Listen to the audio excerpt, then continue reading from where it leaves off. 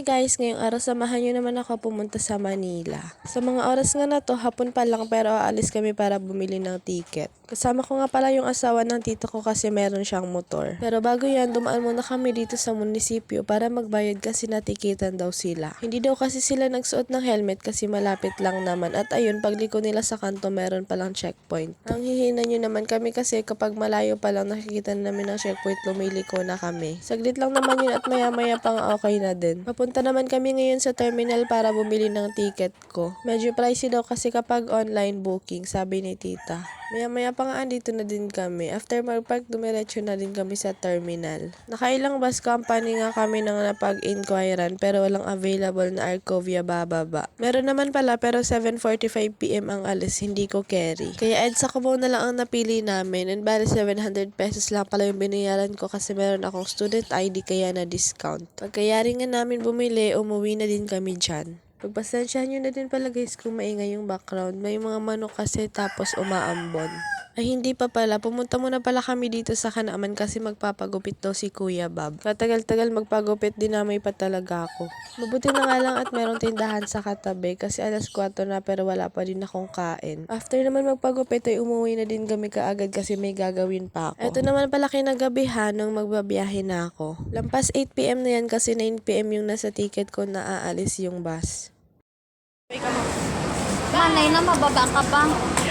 Mga dyan si okay ba? Isa play mic day. Second to the last.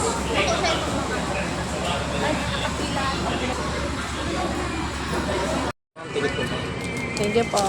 Bago umandar yung bus, uminom muna ako nitong binigay ni tita sa akin para hindi daw ako mahilo. Hinatid na pala nila ako guys dito sa terminal kasi kakain naman sila sa labas after.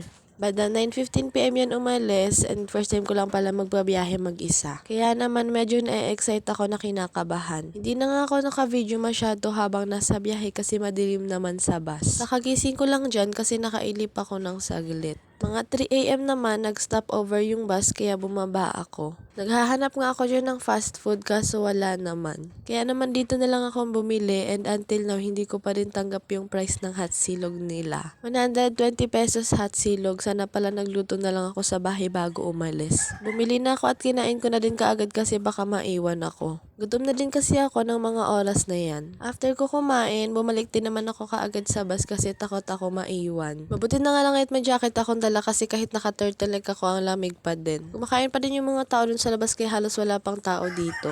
Maya-maya lang din ay umalis na yung bus. Nakakaidlip-idlip naman ako minsan. Mga oras nga na to, lampas 5 AM na kaya medyo maliwanag na. Paputol-putol din yung tulog ko kaya di ko namamalayan yung oras. Maya't maya ako din pala chine-check sa Google Map kung nasaan na ako. By the way, may katabi pala ako dyan sa upuan na lalaki pero ako yung nasa window seat. Mukhang mabait naman pero don't entertain strangers. Saglit lang din pala ako babakasyon kasi malapit na ang pasukan namin. Ang mga oras nga na to, mag-aalas 6 na. Nung may mga bumaba sa Pasay, akala ko doon na yun. Sa Cubao pa pala. Mabuti na lang tinanong ko yung katabi ko. Pagpasensyahan nyo na guys, first time ko kasi mag-isa dito. Magpapasokan na nga pero hindi ko pa din na-enjoy yung bakasyon. Kaya deserve ko to. Medyo matagal din yung biyahe ko, 12 hours. Umalis kasi ng 9:15 PM tapos nakarating ako dito sa Pasig ng lampas 9 AM. Thursday ng gabi pala ako umalis and now habang nagpapahinga ako, ina-edit ko to.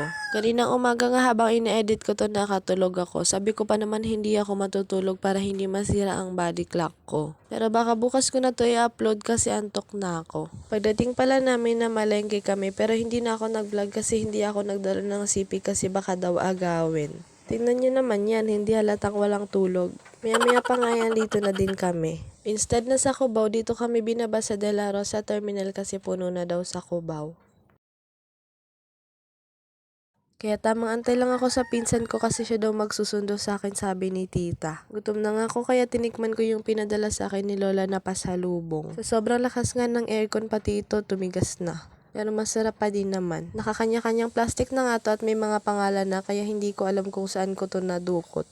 Maya-maya lang andito na din yung sumundo sa akin kaya diretso na ako ihahatid sa Palatiw. Yun lang naman yung ganap ko for today. Thank you sa pagsama nyo sa akin. Andito na din kami after ilang minuto kaya hanggang dito na lang. Thank you kasi nakarating ng ligtas. Sana nag-enjoy kayo. Kung nakaabot ka dito sa last part, thank you so much for watching. See you on my next mini vlog.